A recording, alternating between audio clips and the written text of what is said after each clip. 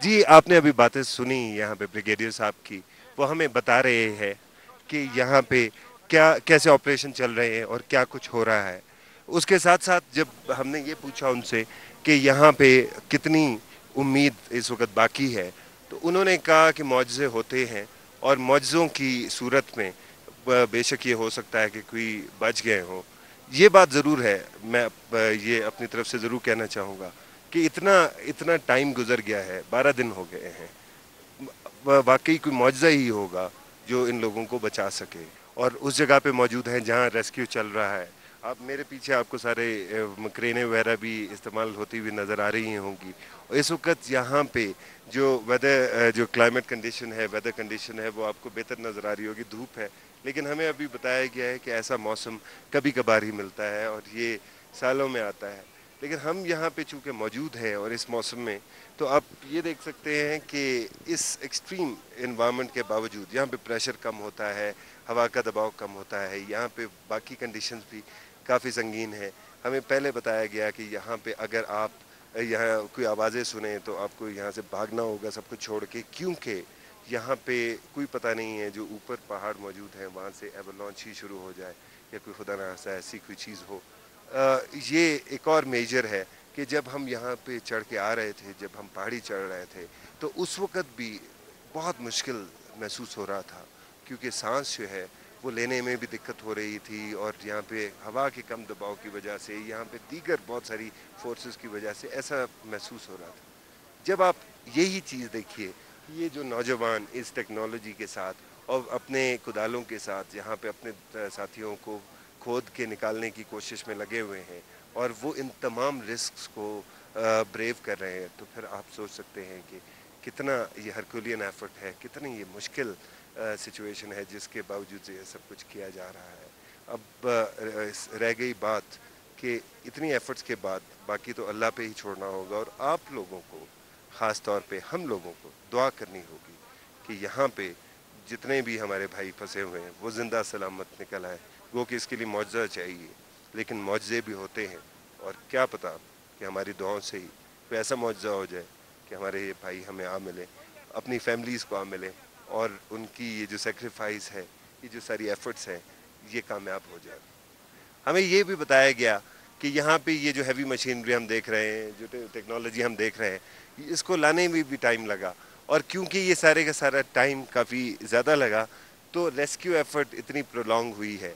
लेकिन डिगिंग हो रही है, साथ साथ ये कहा गया है कि ये जितनी भी टेरेन है, जो ग्लेशियर आया या जो भी जो एवलांच आया, तो जो ऊपर डिपॉजिट आया है उसका स्ट्रक्चर ऐसा है कि उसको खोदने में काफ़ी मुश्किल हो रही है। और ये भी कहा गया कि जितने गैर मुल्की एक्सपर्ट्स आए हैं उन्होंने भी कहा कि ऐसा हमने और मटेरियल पहले नहीं देखा।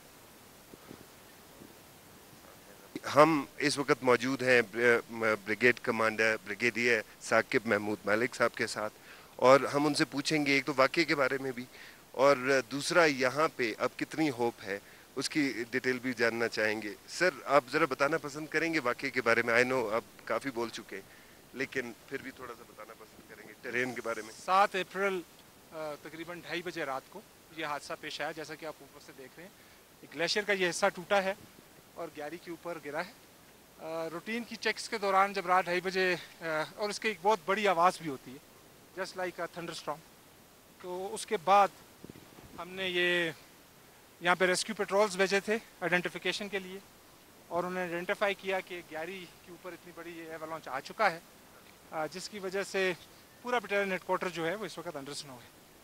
तो उसके बाद फ़ौरन बाद हम लोगों ने इमदादी कार्रवाइयों का आगाज़ कर दिया था और इस टाइम के बाद आप देख सकते हैं अभी कहाँ तक हम पहुँच चुके हैं। यहाँ की हाइट के बारे में बताना चाहिए। इसका ऑल्टीट्यूड इज़ ओवर 13,000 जी, 13.5 नाउ बिकॉज ऊपर इतना आप आ गए हैं जी। और इसके साथ साथ कोई जो विक्टिम्स की फैमिलीज आपको देख रही हैं इस वक्त, आप उनको कोई मैसेज देना चाहेंगे होप के बारे में? और इसमें मैं आपको 2 चीज़ें बताऊंगा। पाकिस्तान आर्मी जो है वो एक ऑर्गेनाइज इंस्टीट्यूशन है। हमारे लोगों ने पहले ही विक्टिम्स की फैमिलीज़ को कांटेक्ट कर लिया है। The officers teams they have been moved, वो गई हैं, सारों के घर पे जाके मिली हैं। जो उनकी होप है वो मैं हूँ और ये मेरा मिशन है और मेरा फ़र्ज़ है कि मैं उनकी होप को नीचे ना आने दूं, और इंशाल्लाह मैं नहीं आने दूंगा। एक चीज़ जो मैंने आपसे पहले भी पूछी लेकिन दोबारा मैं पूछना चाहूँगा कि काफ़ी दिनों से यहाँ पे ये रेस्क्यू एफर्ट चल रही है, लेकिन उसके बावजूद अभी तक हम किसी एक भी विक्टिम तक नहीं पहुँच पाए। उसकी क्या वजह है? उसकी वजह यह है कि इसका बहुत बड़ा मैग्नीट्यूड है, और इवन मशीनरी के साथ भी इतने नीचे डेप्थ अचीव करना एक बहुत आसान काम नहीं है।